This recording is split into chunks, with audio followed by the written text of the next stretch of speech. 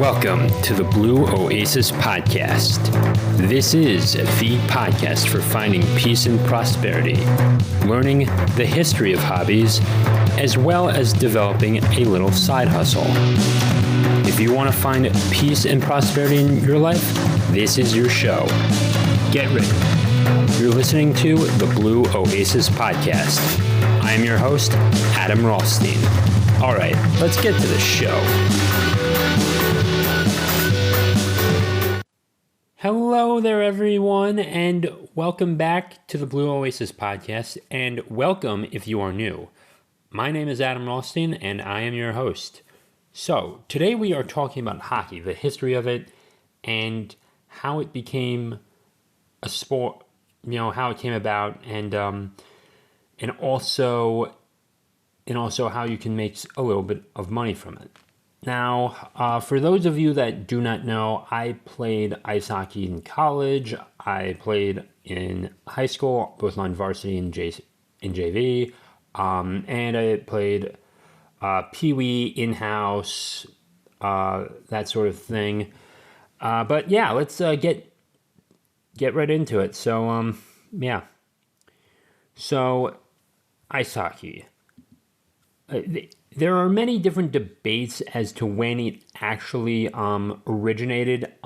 If you're talking field hockey, it probably that originated around ancient Egypt times, and field hockey is much older than ice hockey. But ice hockey, for whatever reason, has captured the mainstream more than field hockey ever could. Even women's ice hockey is more popular than field hockey. And I don't care necessarily who is playing, whether it's a male or a female playing. Like, if there's hockey, I'll probably watch that. And I'm, of course, referring to ice hockey. But if there's that, I'll probably take that over basketball, because it's just, I don't need everything scoring all the time. But sorry about the little bit of the side note, but let's get back to it. So in about the 1870s, it's estimated, did you actually see an actual modern day game? And the rink itself was not like anything we have today, like with the big walls that are like about 4.5 feet tall, and with glass around the rink. It was not like that. So it was sort of like a little pond, but it was indoors, it was there indoors, and they were able to get this. They were able to get a rink there, and it was sort of like a stick and ball game. Of course, it did start out on the pond as well, and with that, it evolved to something great. Now, during the 20th century, you had the original six in the NHL come about, and I do not have this with me right now, but I think the Montreal Canadiens were a different team. There were also the Montreal Maroons. There was also another team by the name of the Maroons. The Bruins, the Rangers, the Red Wings, the Blackhawks, the Maple Leafs came about as well. And the Maple Leafs are probably about as old as I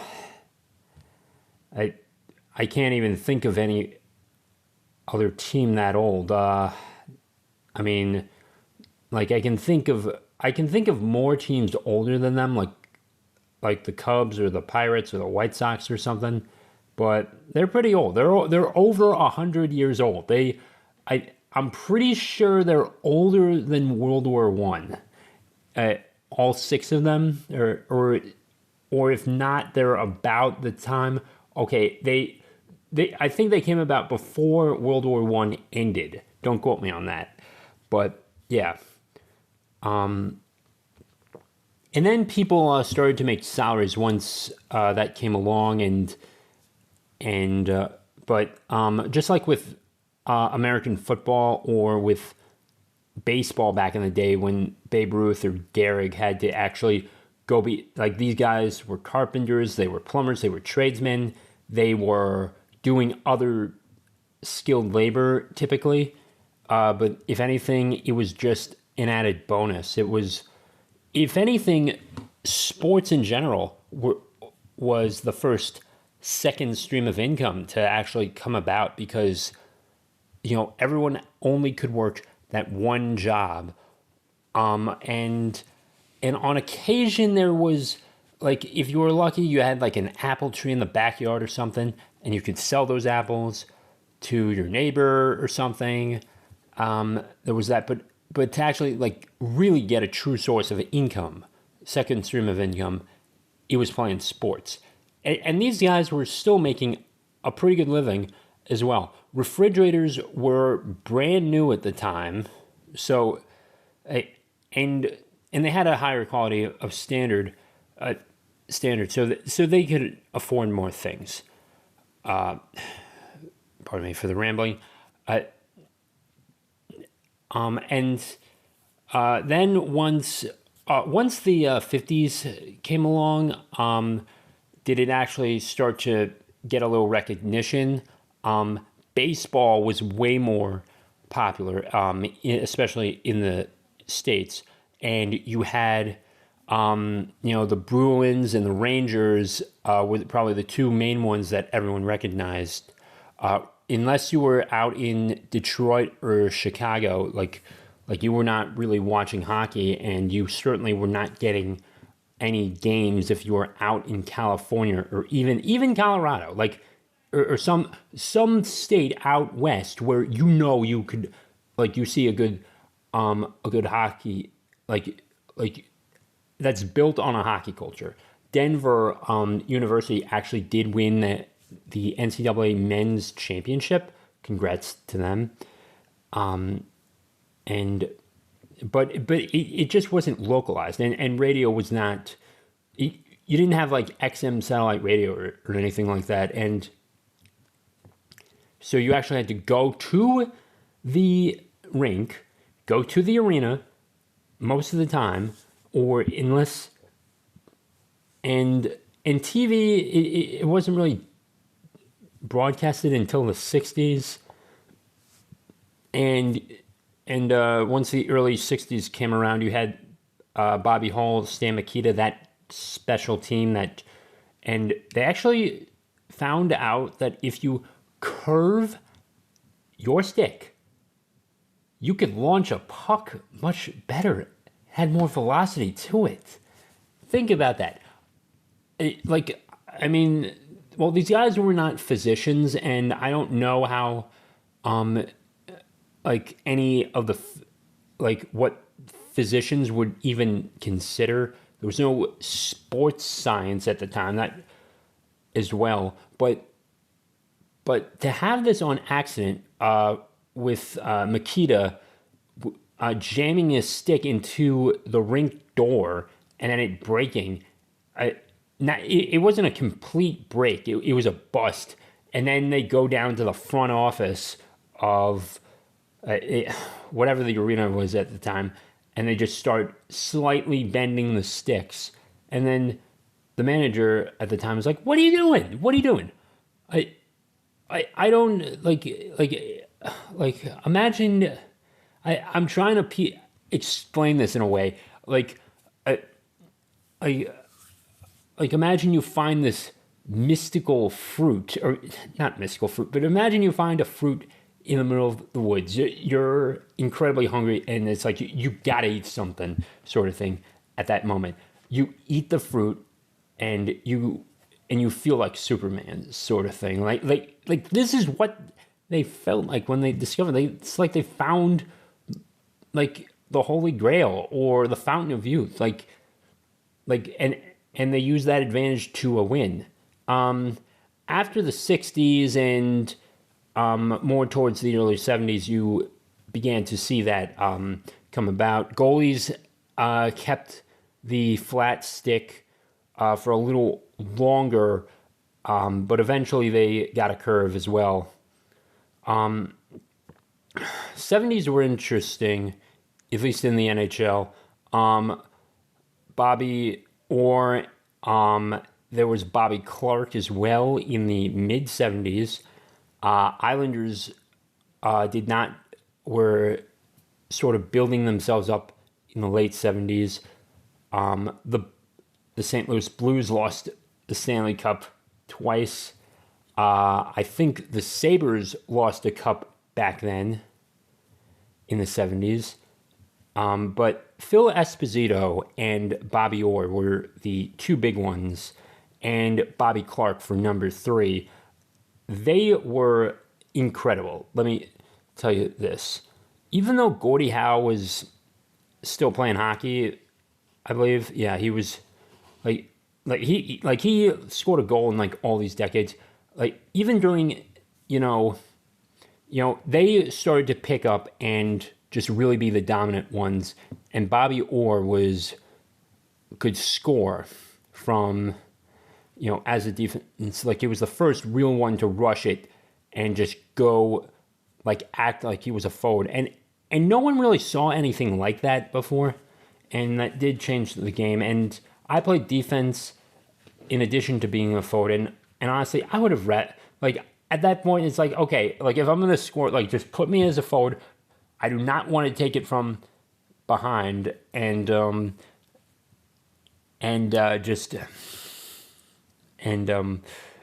just have more of a and have to take slap shots from a distance where it could easily be blocked down as well. I would rather just be the scorer as well. The 90s were interesting. Mario Lemieux came up. The Pittsburgh Penguins were sort of dominant with him, but then he had a bunch of back injuries as well. And Gretzky was still going strong. Excuse me.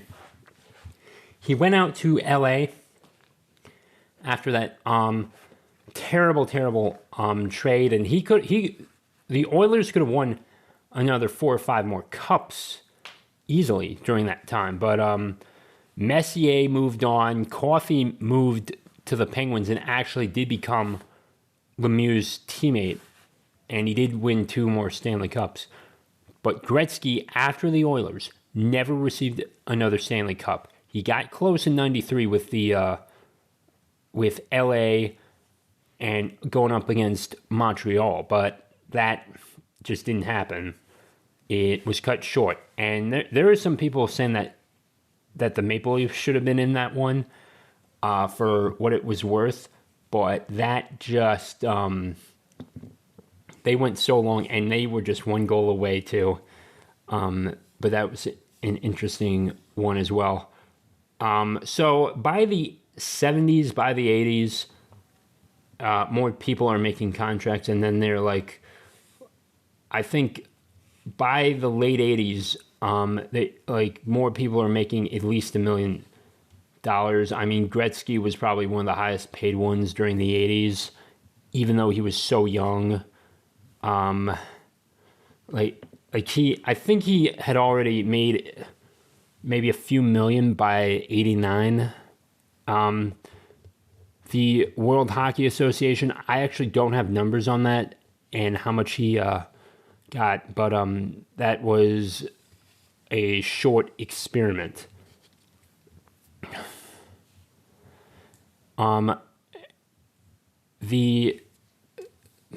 94 was interesting. Rangers won that.